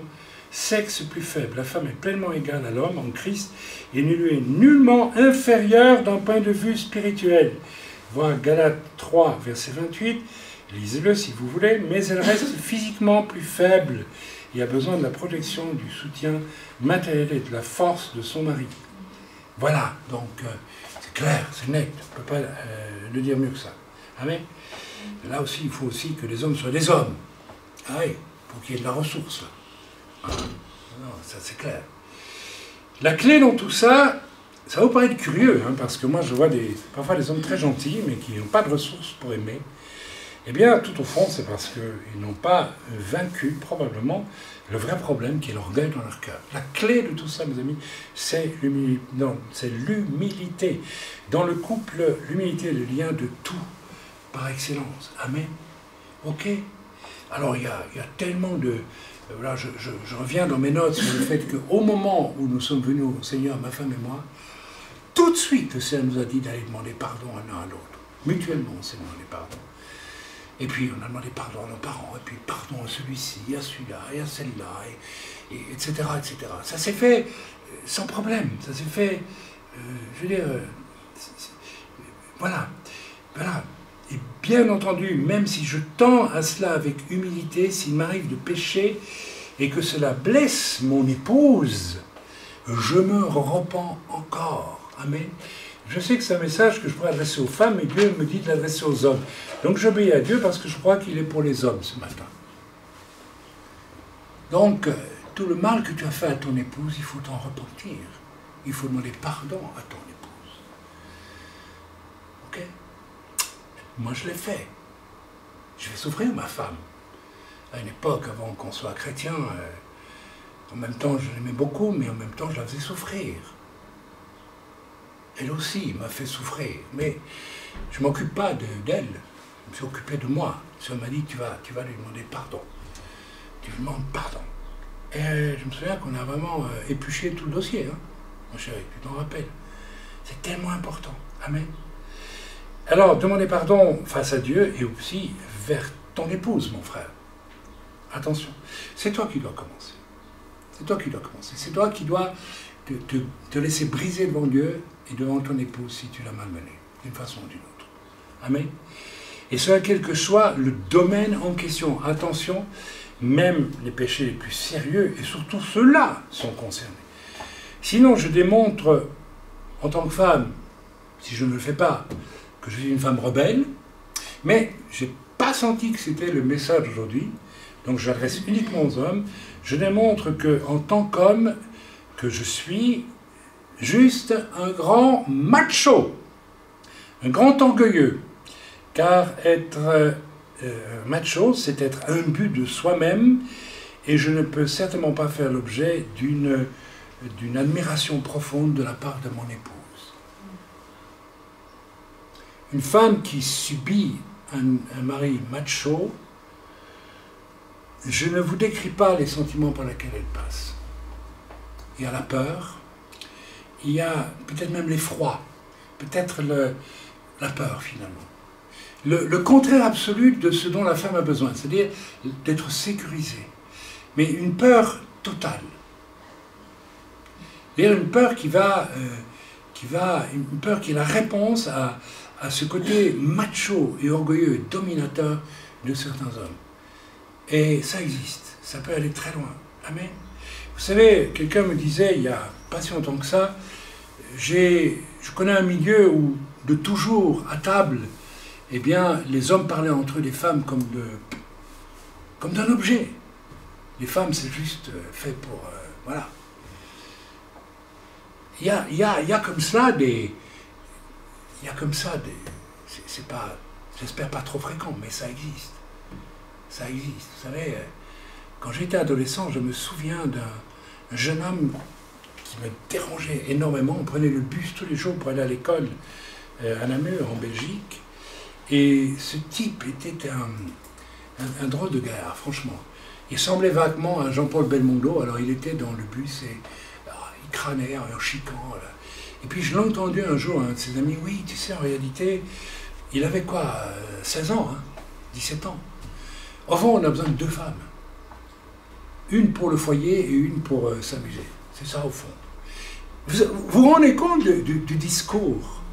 Mais lui, il a été convaincu. Il reflétait le discours de son propre père, que j'ai jamais connu, mais j'ai vu une fois ou deux, et dont le visage manifestait ce caractère macho. La femme, c'est un objet sexuel, quoi, en gros. Et puis c'est tout, et rien d'autre. Et t'as qu'à suivre, hein. Voilà. Ok. C'est horrible, c'est affreux. Nous devons nous repentir de ça. Nous demandons pardon au Seigneur pour ces choses. Amen. Ok. Voilà. Alors qu'il est écrit, donc, de tels hommes amènent juste la peur dans le cœur de leurs épouses, alors qu'il est écrit que l'amour bannit la crainte. C'est seulement si tu aimes ta femme de l'amour de Christ que tu vas la rejoindre, la rassurer, et que la crainte va disparaître de son cœur. Oui, les femmes ont peur souvent. Et vous savez, ne laissez pas trop les femmes avoir peur, parce que quand elles deviennent folles, à force d'avoir peur, elles deviennent méchantes et terribles. C'est exactement ce qui se passe. N'allez pas chercher ailleurs, n'est-ce pas, Jézabel, n'allez pas chercher ailleurs la haine actuelle de beaucoup de femmes à l'égard des hommes. Il n'y a rien de pire qu'une femme qui vous tombe sur le paletot. C'est terrible. C'est terrible. Il y a un esprit derrière tout ça. Mais c'est une autre question. Mais si vous avez la chance d'avoir une femme qui est assez courageuse que pour ne pas devenir, c'est pas, je vais dire une folle furieuse, hein, je dirais bien, gardez-la bien et humiliez-vous devant elle quand c'est nécessaire. Elle le mérite. Amen. Elle le mérite. Voilà. Messieurs, il y a du travail. Il faut se mettre au boulot là-bas. Amen. Commençons à aimer nos femmes avec humilité. L'humilité qui nous indique clairement ce que nous avons à faire. Voilà, il faut inverser. L'orgueil m'empêche de faire ce que j'ai à faire. L'humilité, eh bien, me permet de faire ce que j'ai à faire. Hein, j'ai parlé tantôt de l'orgueil qui m'empêche d'avouer mon péché.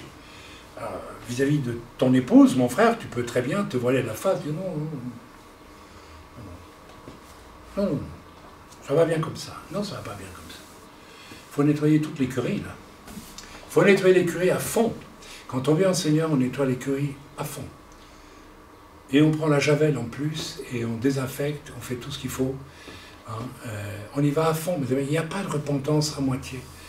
Il n'y a pas de repentance en laissant des choses trop dures à sortir, parce que ça fait honte, bien sûr.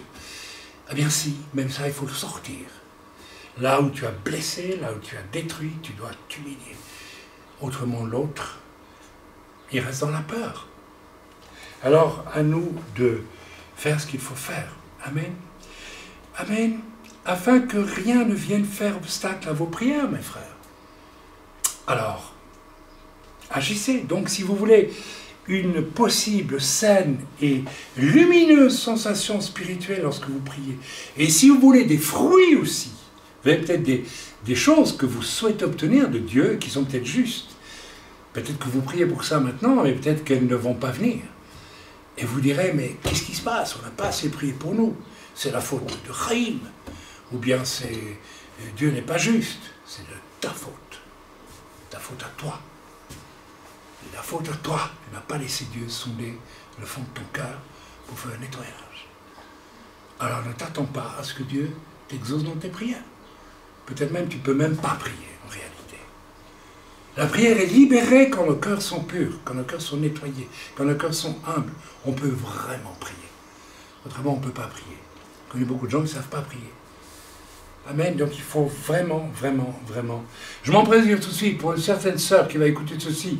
Je la sens venir. Non, ça ne te concerne pas, ma sœur. Ça ne te concerne pas. Je ne vais pas citer son nom, mais vous la connaissez aussi. Je la connais et je l'aime beaucoup dans le Seigneur. Non, parce que, voilà, ça c'est aussi beaucoup de femmes insécurisées, hein, qui croient tout de suite que, voilà, non, ton problème est autre. Amen. Ok, donc, c'est, voilà, si nous voulons que nos prières, nous puissions déjà prier, et que nos prières puissent être entendues et ensuite exaucées, il faut absolument, en tout cas dans le domaine du couple, messieurs, et ça me dit de dire messieurs, mes frères, il nous faut, n'est-ce pas, nettoyer nos écueils devant. Et vous savez, il y a des femmes qui n'attendent que ça pour pouvoir elles-mêmes demander pardon. Vous savez ça? Mais qui doit commencer? C'est l'homme qui doit commencer. Ce n'est pas à la femme à commencer. Ce n'est pas à la femme à commencer. Parce qu'elle est plus faible, elle est plus fragile.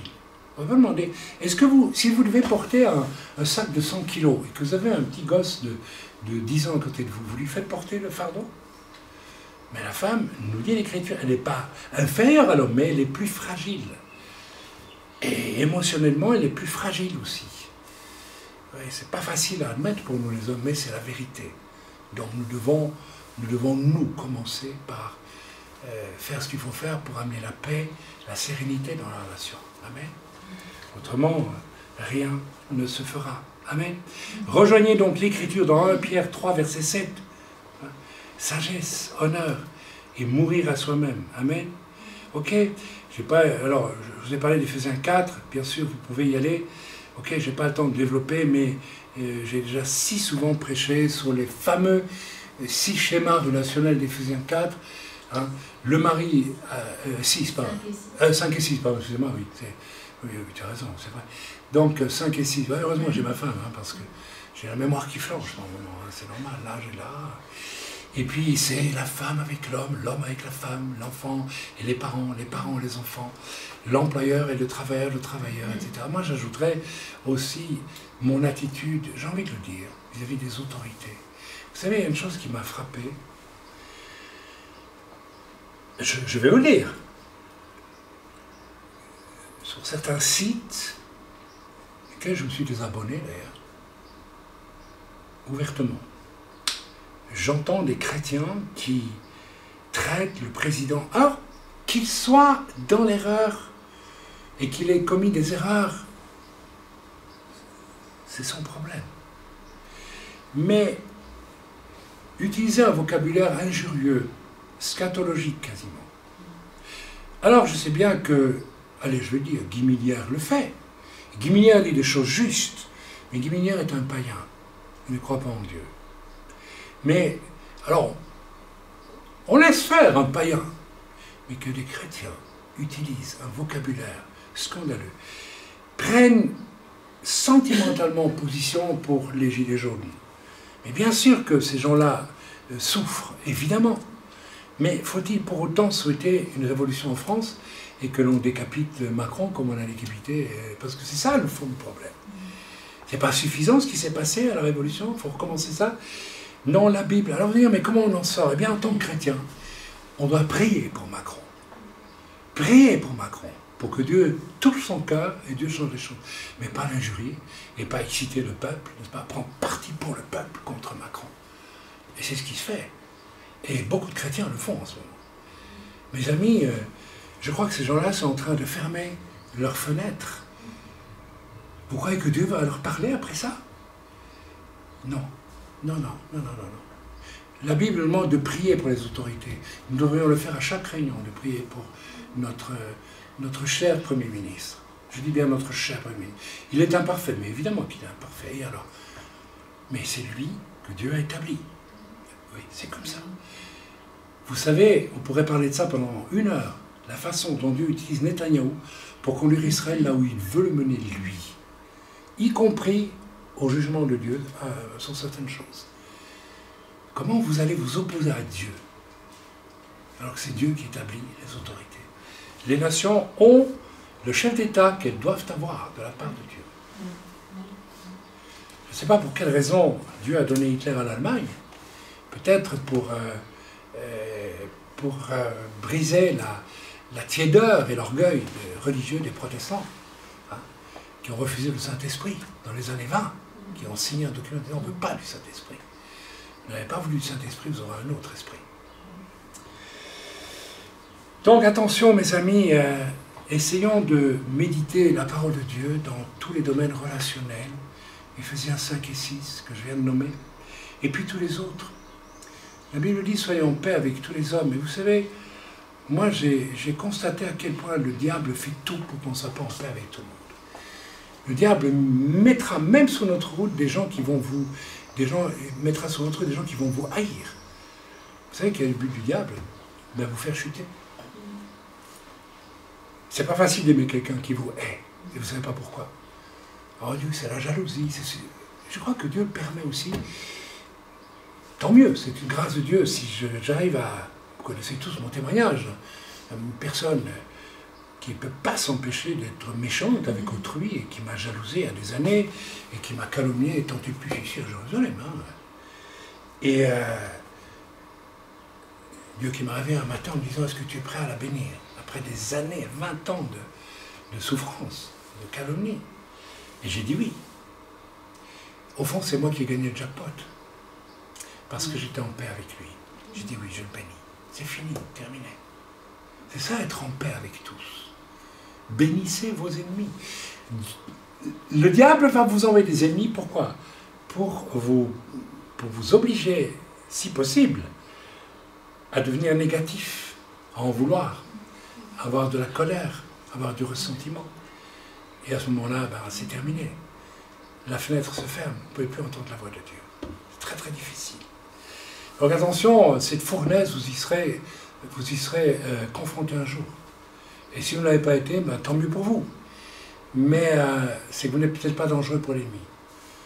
Mais ne vous étonnez pas si le diable vous envoie des choses terrifiantes, sous forme de haine, de jalousie, de méchanceté, de calomnie, de choses comme ça. Le but fondamental du diable, c'est de corrompre votre sainteté, votre amour pour les âmes. Et donc, il faut absolument y prendre garde. On va lire rapidement maintenant Luc 18, versets 18 à 27. On a toujours du combustible dans la machine. Bien, merci. Donc, on va lire cette fois rapidement. Voilà, donc on est dans Luc 18, versets 18 à 27. Ou plutôt non, je vais m'arrêter. Je ne vais pas lire ce passage, parce que je crois qu'il n'est pas vraiment utile. Mais voilà, je vais terminer. Donc, je l'ai dit, Éphésiens 4, les 6 schémas relationnels. Vous voyez, soyez si possible en paix avec tous. C'est ça le problème. Si demain on nous crucifie sur une croix, comme ça c'est fait, est-ce que je pourrais dire comme Yeshua, pardonne-leur, ils ne savent pas ce qu'il faut? Ah, vous dites, oui, je le ferai, attendez, on va voir. Parce que ce n'est pas tellement les clous qu'on va vous mettre dans les mains, là, ou dans les pieds. C'est la haine d'une foule, c'est les crachats, c'est les 10 000 démons qui sont là autour de vous et qui vous font sentir la haine à l'état pur sur votre petite âme à vous. C'est là qu'il faut aimer, vous vous rendez compte? C'est quand même quelque chose. Vous voyez qu'on est aux antipodes du machisme, hein, qui domine, voilà. On est aux antipodes. Alors c'est là que le Seigneur va nous conduire. Et c'est une bonne chose. Alors, voilà, il y a beaucoup de choses, n'est-ce pas? Être en paix, je me souviens, un petit témoignage, puis je vais bientôt terminer. Hein. J'ai juste un verset de Parashat Ahare Mot aujourd'hui qui confirme tout ce que je viens de vous dire. Amen. C'est formidable. Toujours la Parasha, elle vient confirmer. Eh bien, je me rappelle d'un jour où j'étais chez moi en Belgique, j'étais tout jeune serviteur, Et j'avais eu un échange difficile de leur faute avec deux pasteurs. Je dis bien de leur faute, mais il y avait un échange difficile. Donc, le Seigneur m'a dit, fais Yom Kippour, c'est-à-dire réconcilie-toi avec eux. J'avais rien fait, mais Dieu m'a dit, fais la démarche toi. Fais la démarche toi. J'aurais pu dire, ah non, non, non, parce que c'est eux qui devraient, il faut que, parle-leur, Seigneur, qui viennent me demander pardon, etc. Mais non, fais la démarche toi. Alors je l'ai fait. Je leur ai écrit, je dis, voilà, je ne les ai pas accusés. J'ai dit, nous avons eu des difficultés. Je ne les ai pas accusés, je n'ai pas dit que c'était eux, pourtant c'était eux. Mais pour ma part, je tiens à vous demander pardon pour ce différend qui n'aurait jamais dû être entre nous. J'ai voulu être en paix avec eux. Les accuser et leur dire ce qu'ils avaient fait, c'était les obliger à rester orgueilleux et à me répondre, et trouver des prétextes, etc. Il y en a un des deux qui m'a répondu, je te remercie du fond du cœur, et moi aussi je te demande pardon. Et l'autre, il m'a envoyé une tartine de recommandations terribles. Donc il le prenait vraiment, eh bien je suis très honoré que tu me demandes pardon, et c'était bien nécessaire. Il n'a pas vu du tout le mal que lui avait fait, ça ne comptait pas. Voilà, être en paix avec tous, il faut chercher à être en paix avec tous, y compris avec ceux qui vous font du tort, qui vous font du mal. Amen. Ça ne veut pas dire pour ça qu'il ne faut pas être biblique. Et quand vous voyez quelqu'un qui pêche, il faut aussi aller le trouver, lui dire tu pêches, etc., etc. Vous connaissez la suite. Il y a un verset solennel dans la parole de Dieu aussi, dans Éphésiens chapitre 6, 5 et 6, c'est « Honore ton père et ta mère, si tu veux être longtemps heureux, et c'est quoi si tu veux être quoi heureux et vivre longtemps. Là c'est même clairement indiqué. Eh bien, vous n'imaginez pas à quel point ce verset aujourd'hui est bafoué, complètement bafoué. Le manque total de donner de l'honneur à ses parents, vous savez, c'est quelque chose, hein, est très très important. Je ne reviendrai pas dessus, mais beaucoup ont besoin de réfléchir à ce niveau-là.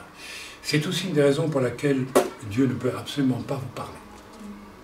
Vous pouvez vivre une vie de petit religieux jusqu'à la fin de vos jours, aller dans une église ou dans une keila ou synagogue messianique tant que vous voulez, et ne rien vivre avec Dieu jusqu'à la fin de vos jours, tant que vous ne décidez pas à vous humilier et à honorer vos parents, même quand ils ont tort, et surtout même quand ils ont tort.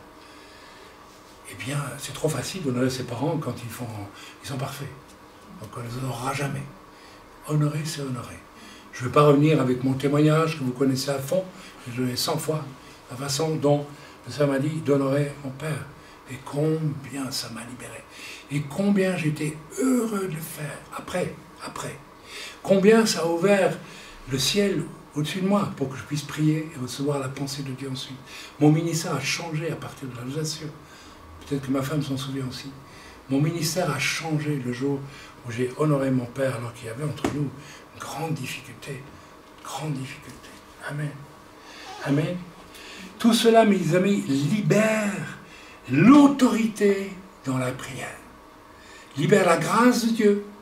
Libère la capacité d'intercéder pour autrui ou d'intercéder pour n'importe quoi en ayant une révélation des secrets, n'est-ce pas, qui se trouvent là et que Dieu veut vous révéler pour que vous puissiez intercéder, et va libérer aussi votre autorité.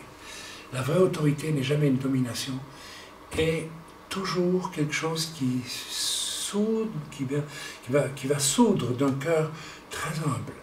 C'est là que réside, c'est sur cela que va venir la vraie autorité, autrement il n'y en a pas. Bien, on va lire Parashat Haremot. C'est la parachat de cette semaine, et je vais lire un simple verset, puis vous allez comprendre tout de suite. Hachem parla à Moshe après la mort des deux fils d'Aaron, qui s'étaient approchés devant Hachem et avaient péri. Nous avons de la chance que lorsque nous prions, et nous ne sommes pas en ordre avec Dieu, Dieu ne nous tue pas. Hein. Mais à l'époque, c'est ce qui est arrivé pour les deux fils d'Aaron. Tu n'es pas en ordre avec Dieu. Ils sont venus devant Dieu, ils sont morts. Et Hachem dit à Moshe, parle à Aaron, ton frère, qu'il ne vienne pas à tout moment dans le sanctuaire, à l'intérieur du rideau, en face du couvercle qui est sur l'arche, afin qu'il ne meure pas. Car dans une nuée, j'apparaîtrai sur le couvercle. Je reviens sur la... Dis à Aaron qu'il ne vienne pas à tout moment, c'est-à-dire qu'il ne vienne pas à la légère. J'aime bien ce passage. Ne venez pas à la légère de mon Dieu. Ne venons pas... Alors aujourd'hui, Dieu ne nous tue plus. Puisque nous sommes censés avoir un avocat auprès du Père. Mais si vous avez rejeté le message que je viens de donner, parce que vous n'avez pas voulu le comprendre, qui ne vous arrange pas, oui, vous avez accepté Jésus, vous êtes sauvés. Et Jésus plaide votre cause auprès du Père. Mais le Père dira, je ne peux néanmoins rien lui confier à celui-là. Parce que son orgueil, il faut que je le brise. Et il y a des gens, il leur faut toute une vie pour ça. C'est hallucinant de voir ça. C'est dommage. C'est regrettable. Donc, ne perdez pas votre temps.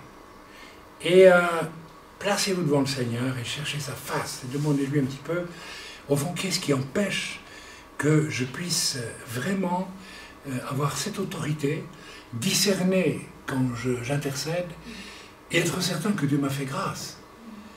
Évidemment, Dieu t'a fait grâce quand tu as accepté Jésus.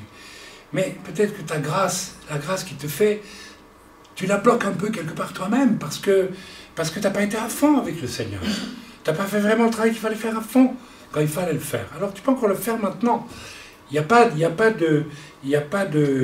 Qu'est-ce qu'on dit? Il y a un verset, il y a un proverbe qui dit, il n'y a pas de... Oh là là, j'arrive plus, je suis fatigué, excusez-moi. Mais voilà. Donc on va rester là avec ce message. J'espère qu'il vous a parlé. Et si il suscite en vous de l'endurcissement, c'est très inquiétant. Serait-ce que votre orgueil est plus grand que tout. Et que le Seigneur regarde nos cœurs. Vous savez, avec un message comme celui-là, il va voir ton cœur. Soit tu te jettes à genoux et tu dis non. Mais il n'y a pas besoin qu'on te le dise, tu dois le faire de toi-même. Soit tu te caches encore un peu plus en toi-même. Et là, le Seigneur, il connaît ton cœur. Et c'est exactement ce qui est arrivé à M. Pharaon. À qui Dieu a dit, ok, ton cœur, de toute façon, il est fermé, donc je vais l'endurcir toujours plus. C'est très mystérieux, cet endurcissement du cœur. Okay, mais je crois qu'on est complices. On est complices. Dieu, en fait, ne fait rien d'autre que ce que nous voulons qu'il nous fasse. Vous savez ça? Dieu ne nous fait rien d'autre que ce que nous acceptons qu'il nous fasse. Si tu veux rester orgueilleux, il va dire, bon, ok, je vais endurcir ton cœur. Si tu veux t'humilier, ok, je vais libérer ton cœur. Mais je ne peux pas le faire pour toi. J'ai déjà fait à la croix tout ce qu'il fallait pour ça. Si tu résistes maintenant, moi je ne peux rien faire pour toi. Rien. Et je ne ferai rien.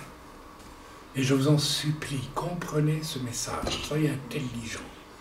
Vous qui allez écouter ce message, soyez intelligents. Parce que je suis convaincu qu'il y a des quantités invraisemblables de croyants aujourd'hui dans les églises qui ne servent à rien pour le Seigneur. Je le dis bien. Ils ne sont pas utiles pour le royaume de Dieu. À cause de leur orgueil. Vous savez, je reçois des mails et on me demande ceci, on me demande cela. Et puis je dis, ben oui, il faudrait faire ceci et cela. Et puis quand j'écoute la réponse, je dis, oui, oui, oui, toi tu n'as pas envie qu'on aille voir dans les recoins de ta vie. Tu caches des choses. Vous savez le nombre de gens qui cachent des choses. Alors ils bricolent. J'appelle ça les chrétiens qui bricolent. Monsieur Bricolage, le monsieur Bricolage de la foi. Ils ont une scie de mauvaise qualité, ils ont un marteau qui ne cloue rien du tout, il est en caoutchouc. Ils ont des clous en chewing-gum, et puis ils tapent comme des sots, et puis ça ne sert à rien. Et ils passent leur vie comme ça. C'est dommage. Dieu veut donner un marteau en acier, il veut donner des clous en acier, il veut donner des planches de vrai bois, il veut que tu tapes, que tu cloues, que tu avances, que tu travailles, que tu fasses quelque chose. Sois béni dans le nom de Yeshua, mon frère. Soyez béni dans le nom de Yeshua, mes chères sœurs. Et que Dieu puisse vraiment arroser ce message. Amen.